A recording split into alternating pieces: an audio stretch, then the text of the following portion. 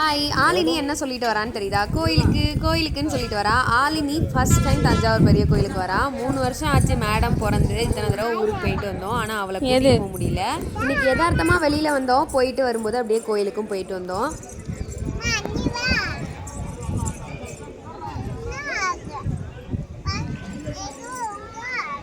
அங்கெல்லாம் போகக்கூடாது.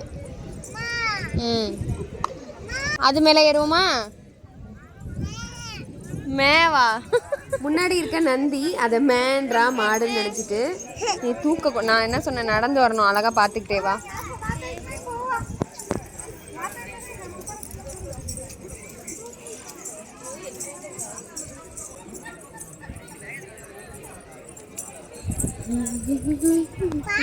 இவளே பேலன்ஸ் இல்லாமல் ஏறிட்டு என்னையே பார்த்துவான்னு சொல்கிறா.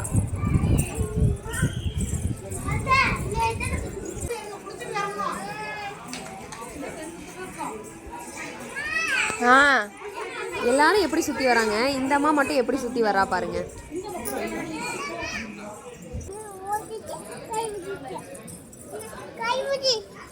நந்தி இருக்கிற இடத்துலேருந்து கீழே பார்த்துட்டா அவளுக்கு அதுவே ஹைட்டாக இருக்கும் இல்லையா, அதனால கையை பிடிச்சிட்டே நடக்கணும்னு சொல்லிட்டா பயந்துட்டு.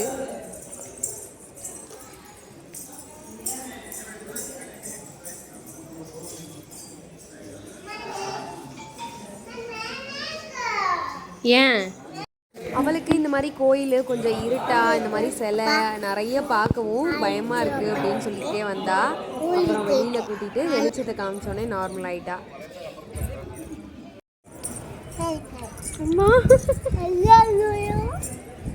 ஆலினி ஃபர்ஸ்ட் டைம் வர்றதுனால உள்ளே போயிட்டு சாமி கூட்டிட்டு வருவோம் அப்படின்னு சொல்லிட்டு கூட்டிகிட்டு போயிட்டேன்.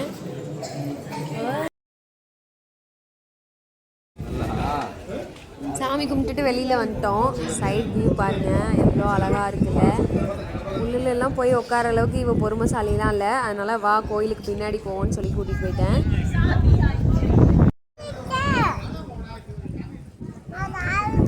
வேற யாருட்டோ அதெல்லாம் எடுக்கக்கூடாது. அதுக்குள்ளே ஏதோ ஒரு கிளாஸ் கிடந்தது, அதை பார்த்துட்டு யாருட்டன்னு கேட்டுட்டு இருந்தா. புறா பார்த்தீங்களா எவ்வளோ அழகாக ரவுண்ட் அடிச்சிட்டு இருந்ததுன்னு. நேரில் பார்க்க இன்னுமே அழகாக இருந்தது.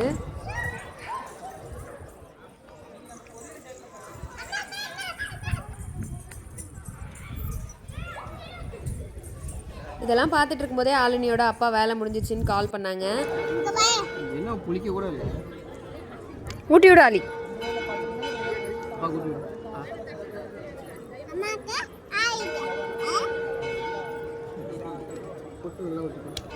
புளிசாதத்தில் எந்த ஒரு டேஸ்ட்டுமே இல்லாத மாதிரி இருந்தது. கோயில் புளிசாதம் அப்படின்னு சொல்கிற அளவுக்கு ஒன்றும் இல்லை.